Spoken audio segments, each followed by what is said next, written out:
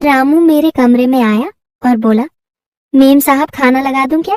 मैंने कहा, मुझे अभी भूख नहीं है। फिर मैं बोली, रामू मेरा एक काम करोगे? तो रामू बोला, बिल्कुल करेंगे मैम साहब।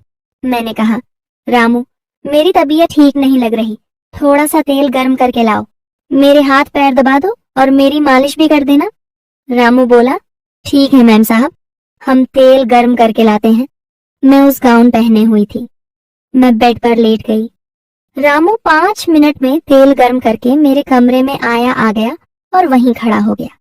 मैंने अपना गाउन घुटनों तक उठा दिया और कहा, रामू मेरे पैरों को तेल लगाकर मालिश कर दो। रामू जी मैम साहब करके मेरे पैरों को तेल की मालिश करने लगा। मैंने जानबूझकर अपना गाउन ऊपर उठा लिया ताकि रामू को अपने जलवे दिखा सकूं। रामू मेरे पैरों की मालिश करते हुए मेरी टांगों को घूर रहा था। रामू की उंगली की पकड़ पहले से भी ज्यादा तेज हो गई थी। फिर मैं पलट गई और बोली, रामू मेरी पीठ की भी मालिश कर दो, बहुत दर्द हो रहा है। मैं थोड़ा सा हिचकिचाने लगा। उसने कहा, मैम साहब मैं यह नहीं कर सकता। मैंने कहा, रामू देखो, तुम्हें शर्माने की कोई जरूरत नहीं है। मैंने तुम्हें अपने काम पर रखा हुआ है और इस मालिश के पैसे मैं तुम्हें अलग से दूंगी ताकि तुम्हारा भी घर अच्छे से चल सके। मैंने उसे पैसों का लालच दिया।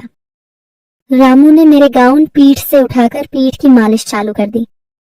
मैंने दीवार पर लगे शीशे में देख लिया कि अब वह मेरे बदन को घूर रहा था। मैंने कहा, रामू मेरी पीठ पर अच्छे से मसाज करो।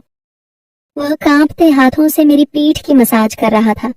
उसके हाथ बहुत ज्यादा कांप रहे थे। थोड़ी देर बाद मैं पलट के सीधी हो गई और बोली, रामू अब मेरे पेट की भी मालिश करो।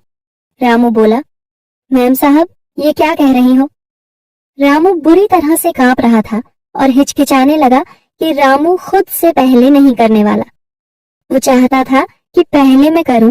वो थोड़ा शर्मीला था, इसलिए मैंने उसके दोनों हाथ पकड़कर अपने हेलो दोस्तों स्वागत है आप सभी का हमारी एक और रोमांचक स्टोरी में। उम्मीद करती हूँ कि आपको यह कहानी बेहद पसंद आएगी।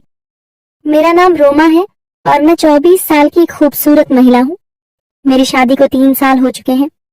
जीवन में मुझे हर सुख मिला, मगर एक वह सुख नहीं मिल पाया जो एक औरत चाहती है, और वह सुख था मेरे पति का प्यार। मेरे पति एक बड़े बिजनेसमैन हैं और बिजनेस के चलते वह हमेशा घर से बाहर ही रहते हैं।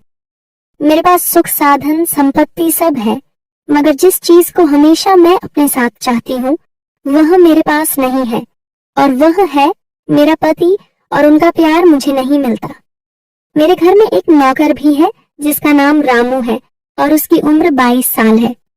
वह भी यहाँ का रहने वाला है और वह भी शादीशुदा है, लेकिन उसकी पत्नी बिहार में ही रहती है और वह भी अपनी पत्नी का प्यार पाने के लिए तड़पता है। पिछले साल की बात है कि मेरे पति जब घर आए थे, एक दिन रुके और पूरा दिन फोन पर ही लगे रहे और रात में मुझे बोले कि वह 1 महीने के लिए अमेरिका जा रहे हैं बिजनेस के सिलसिले में। उस रात में फूट फूट कर रोई थी। हर बार मेरा पति जब भी घर आता वह सिर्फ 1 दिन के लिए ही रुकते और जो उन्हें करना होता करके फिर चले जाते, और मैं हमेशा की तरह अपने पति के प्यार के लिए तरसती रह जाती। यह भी कोई रिश्ता है? उनके घर से जाने के बाद मैंने खूब शराब पी और मेरी तबीयत खराब हो गई। मेरे नौकर रामू ने मुझे अस्पताल में भर्ती कराया। इलाज के बाद मुझे घर ले आया और बहुत सेवा की। तबीयत ठीक होने के बाद मैंने एक दिन उसे बुलाकर उसका धन्यवाद किया। रामू बोला, मैम साहब हम तो आपके मुलाजिम हैं, आपकी खातिर करना हमारा काम है।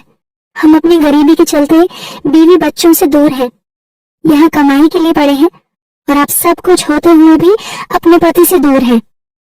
माफ करना मैम साहब, ज्यादा बोल दिया। हमारी जब से शादी हुई है हम अपनी पत्नी के पास सिर्फ 2 महीने ही रह पाए थे।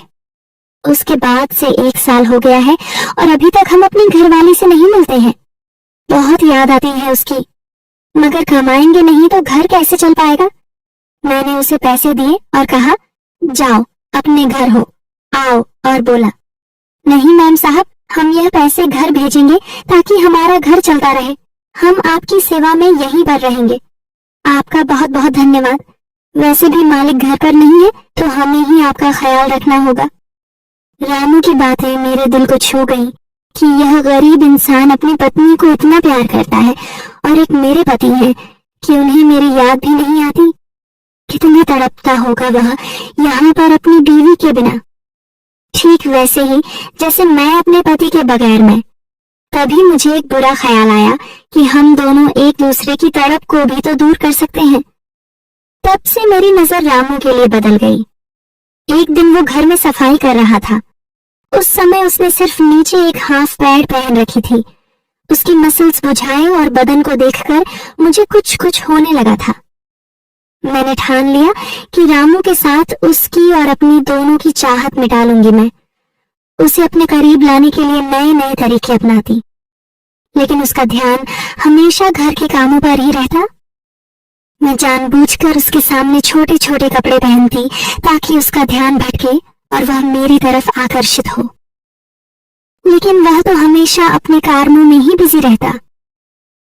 मैं जब नहाने के लिए जाती तो बाथरूम का दरवाजा जानबूझकर खुला छोड़ देती और अक्सर रामू के सामने मैं छोटी छोटी नाइट कपड़े में ही रहती। लेकिन मेरे सारे हाथ खंडे फेल हो चुके थे। मुझे लगा मुझे कोई और उपाय करना चाहिए जिससे कि रामू जल्दी बहक जाए। मैंने रामू को एक बार अपने पास बुलाया और उससे कहा, क्या आज मेरा शराब पीने का बहुत मन है? उसने कहा, मैम साहब, शराब सेहत के लिए अच्छी नहीं होती और पिछली बार भी आपने इतनी शराब पी थी कि आपकी तबीयत खराब हो गई थी। मैंने कहा, तो फिर मैं क्या करूं? मुझे अपने पति की बहुत याद आ रही है और मैं पति का प्यार पाने के लिए तड़प रही हूँ और मेरा पति मेरी बेचैनी को नहीं समझता। वह खामोशी से सर झुकाए मेरी बातें सुनता रहा। मैंने 2 गिलासों में शराब डाली और 1 गिलास शराब का उठाकर मैंने रामू के हाथ में दे दिया। उसने कहा, मैम साहब, मैं शराब नहीं पीता और मेरी इतनी औकात भी नहीं है जो मैं इस तरह से शौक पालूं। मैं पूरी तरह से बेबस थी। आखिर करूं तो क्या करूं? फिर मेरे शैतानी दिमाग में एक प्लान आया। मैं समझ गई थी कि यह प्लान जरूर काम करेगा, क्योंकि मैं जानती थी कि मेरे पति को मुझसे ज्यादा अपने बिजनेस की फिक्र है और मैं इस तरह की जिंदगी नहीं जीना चाहती थी। हर लड़की शादी के बाद यही चाहती है कि उसका पति उसके पास रहे, उससे प्यार करे, उसका ख्याल रखे, और शराब शायद मेरी किस्मत में पति का प्यार नहीं था। उस रात रामू मेरे कमरे में आया और बोला, मेम साहब, खाना लगा दे। तो मैंने कहा, मुझे अभी भूख नहीं है। फिर मैं बोली, रामू, मेरा एक काम करोगे? तो रामलाल बोला, बिल्कुल करेंगे मैम साहब। मैंने कहा, रामू, मेरी तबीयत ठीक नहीं है, लग रही, थोड़ा सा तेल गर्म करके लाओ और मेरे हाथ पैर दबा दो और मेरी मालिश भी कर देना। रामू बोला, ठीक है मैम साहब, हम तेल गर्म करके लाते हैं। पर उस समय मैंने गाउन पहनी हुई थी। मैं बिस्तर पर लेट गई। रामू 5 मिनट में तेल गर्म करके कमरे में आ गया और वहीं खड़ा हो गया। मैंने अपना गाउन घुटनों तक उठा दिया और कहा कि रामू, मेरे पैरों पे तेल लगाकर मालिश कर दो। तभी रामू जी मैडम साहब करके मेरे पैरों पे तेल की मालिश करने लगा। मैंने जानबूझकर अपना गाउन ऊपर उठा लिया ताकि रामू को अपने जलवे दिखा सकूं। रामू मेरे पैरों की मालिश करते हुए मेरी टांगों को घूर रहा था। रामू की उंगलियों की पकड़ पहले से भी ज्यादा तेज हो गई थी। फिर मैं पलट गई और बोली, रामू, मेरी पीठ की भी मालिश कर दो, बहुत ज्यादा दर्द हो रहा है। वो थोड़ा खींच के जाने लगा। उसने कहा, मैम साहब, मैं नहीं कर सकता। मैंने कहा, रामू, देखो, तुम्हें शर्माने की कोई जरूरत नहीं है। मैंने तुम्हें अपने काम पर रखा हुआ है और इस मालिश के पैसे मैं तुम्हें अलग से दूंगी ताकि तुम्हारा घर भी अच्छे से चल सके। मैंने उसे पैसों का लालच दिया। रामू ने मेरा गाउन पीठ से उठाकर पीठ की मालिश करना चालू कर दिया। मैंने दीवार पर लगे शीशे में देख लिया कि अब वह मेरे बदन को घूर रहा था। मैंने कहा, रामू, मेरी पीठ पर अच्छे से मसाज करो। वह कांपते हुए हाथों से मेरी पीठ की मसाज कर रहा था। उसके हाथ बहुत ज्यादा कांप रहे थे। थोड़ी देर बाद मैं पलट के सीधी हो गई और बोली, रामलाल, अब मेरे पेट की मालिश कर दो। रामू बोला, मैम साहब, ये क्या कह रही है? रामू पूरी तरह से कांप रहा था और हिचकिचा रहा था। मैंने उसके दोनों हाथ पकड़कर अपने पेट पर रख दी और बोली, रामू, डरो मत, मालिश करके देखो कैसा लगे। बोलो, अच्छा लग रहा है ना? रामू कांपते हुए कहने लगा, मैम साहब, अगर मालिक को पता चल गया तो मेरी नौकरी चली जाएगी। मैं बहुत गरीब इंसान हूँ। मैं अपनी पत्नी को घर के खर्चे के लिए पैसे कहाँ से भेजूंगा? अगर मालिक ने मुझे नौकरी से निकाल दिया तो? मैं बोली, रामू, उसकी फिक्र तुम मत करो, जैसे मैं कहती हूँ वैसा करो। वैसे भी तुम्हारे मालिक यहाँ नहीं रहते, वह तो 1 महीने के लिए बाहर गए हुए हैं, और घर में हम दोनों के अलावा और कौन है जो तुम्हारे मालिक को यह सब बताएगा? फिर मैंने कहा, देखो रामू, अगर तुम मेरी मर्जी के मुताबिक चलते रहोगे तो तुम सोच भी नहीं सकते कि मैं तुम्हें बहुत ज्यादा मालामाल कर दूंगी। तुम्हें अपनी पत्नी को पैसे भेजने के लिए ज्यादा हाथ पैर नहीं मारने पड़ेंगे। तुम बस मेरी इच्छा को पूरी करो और अपनी पत्नी और परिवार की टेंशन लेना बंद कर दो। मैं हूं ना तुम्हारे साथ, मैं सब ठीक कर दूंगी और तुम्हारे परिवार का सारा खर्चा मैं खुद उठाऊंगी। वह हिचक रहा था, मगर मैं समझ चुकी थी कि रामू खुद पर काबू नहीं कर पा रहा है और वह जानबूझकर खुद को रोक रहा है।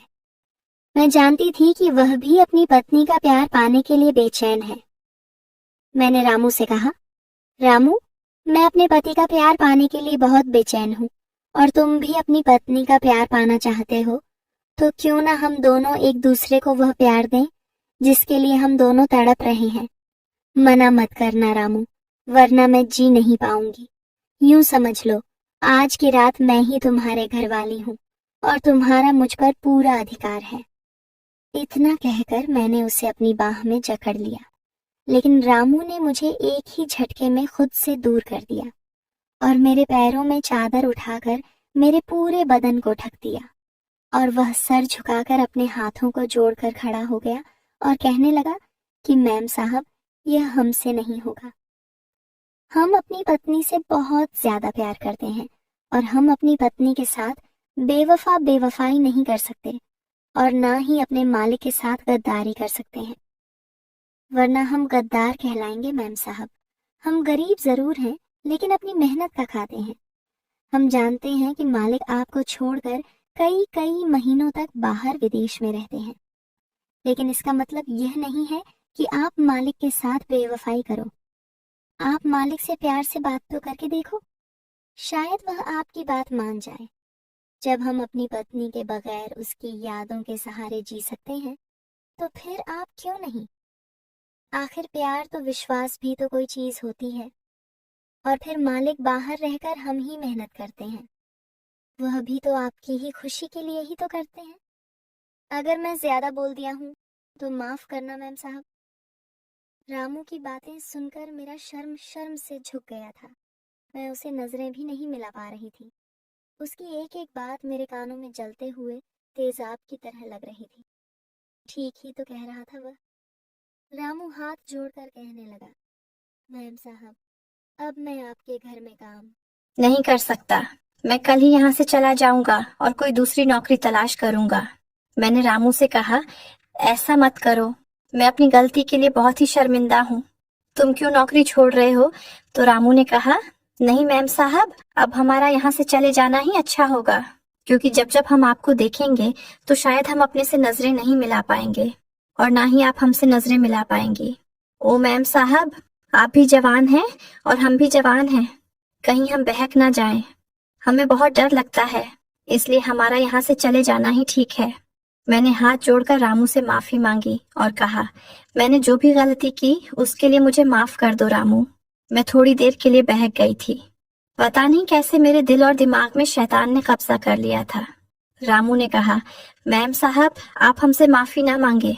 इस उम्र में इंसान से कभी कभी गलतियां हो जाती हैं और आप मालिक से बातें करें, सब कुछ ठीक हो जाएगा। इतना कहकर अगले ही दिन रामू अपना सारा सामान उठाकर हमारे घर से हमेशा हमेशा के लिए चला गया। जाते जाते रामू ने मुझे माफ तो कर दिया था, लेकिन मेरी गलतियों की वजह से बेचारे गरीब रामू को इस नौकरी को छोड़ना पड़ा। मैंने अपनी गलतियों की वजह से एक अच्छे और भोले भाले शरीफ नौकर को खो दिया था। तो दोस्तों, ये थी आज की कहानी। आपकी क्या राय है इस कहानी पर? हमें कमेंट में जरूर बताएं। वीडियो अच्छी लगी हो तो लाइक करें, शेयर करें और चैनल सब्सक्राइब करें। धन्यवाद। जल्द ही मिलते हैं आपसे एक नई स्टोरी के साथ। I love you friends.